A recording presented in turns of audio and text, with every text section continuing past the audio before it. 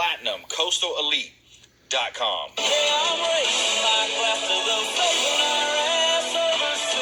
Shout out to all our veterans out there. Dr. Scott Anderson in the house.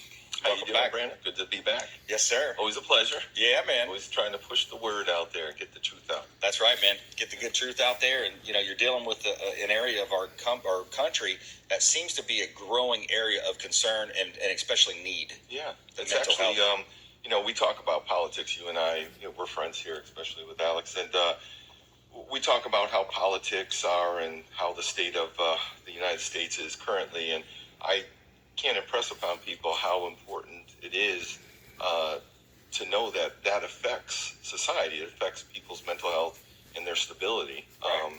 Especially in today's day and age. What I mean by that is the rampant crime, the corruption we see all over the news. We see all kinds of fear-mongering and the doom and gloom of society. And that takes its toll on human beings. Yeah. You can't live and watch and see this happening around you and not be affected by it. Right. And it becomes infectious because when people start to get lose hope, it causes all kinds of horrible problems, especially with depression, anxiety, and then you see aberrant behaviors acting out, especially we see in the news all the time. I was just watching the news, and I try not to, but you can't help it. I've seen it on social media, the shootings. It seems to be a shooting every week, whether it be school shootings, church shootings, but mass shootings. Yeah. And, I get a lot of questions from people all the time.